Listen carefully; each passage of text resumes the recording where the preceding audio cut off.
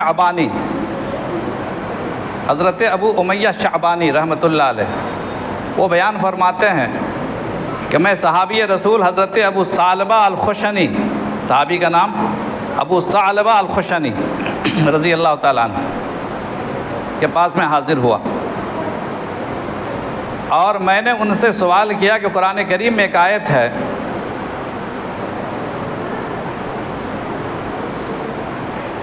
کہ یا ایھا الذین آمنوا، مسلمانوں کو مخاطب کی، یا ایھا الذین آمنوا علیکم انفسکم، یا ایھا الذین آمنوا علیکم انفسکم لا یضرکم من ضل اذا اہتدیتم،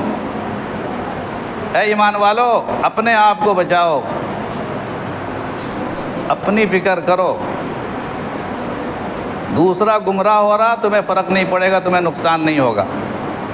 یہ قرآن کریم کی آیت، ہم لوگ سب اسی پر عمل کر رہے ہیں۔ دوسرا جہنم میں جائے ہمیں نقصان نہیں، دوسرے کا گھر جل جائے پرواہ نہیں، دوسرا مقدمہ میں پھنسا ہوا پرواہ نہیں، دوسرا دین سے محروم ہے پرواہ نہیں، بیوی نماز نہیں پڑھتی پرواہ نہیں، جہنم میں جلے، بچہ نماز نہیں پڑھتا ہے، بچہ حرام کما کے لا کے جمع کر رہا پرواہ نہیں۔ ہمارا ذہن یہی ہے کہ وہ قرآن کریم میں لکھا ہوا یا ایھا الذین آمنو، اے ایمان والو، علیکم انفسکم، اپنی فکر کرو، لا یضرکم من ضل اذا اہتدیتم، اگر تم ہدایت پر قائم ہو تو دوسرا کا گمراہ ہونے سے تمہیں کوئی فرق نہیں پڑے گا، تمہارا نقصان نہیں ہوگا۔ یہ بڑی حساس آیت ہے، سنسیٹیو آیت ہے، اس دور کے لحاظ سے خاص طور سے میں آپ سے بیان کرنا چاہتا ہوں۔ میں اپنے آپ کو پہلا مخاطب سمجھتا ہوں۔ یہ سوال کون کر رہے ہیں؟ ایک تابعی کر رہے ہیں صحابی رسول سے، حضرت ابو ثعلبہ الخشنی رضی اللہ تعالیٰ عنہ سے پوچھا انہوں نے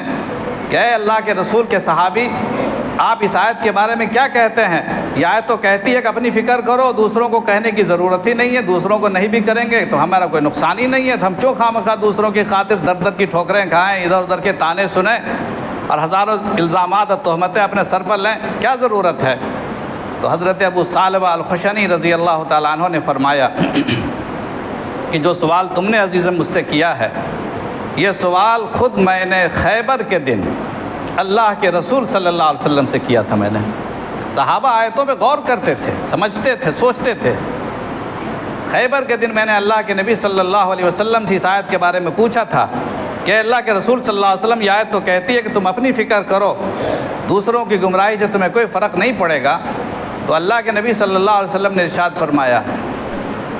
فرمایا کہ نہیں، بل ائتمروا بالمعروف،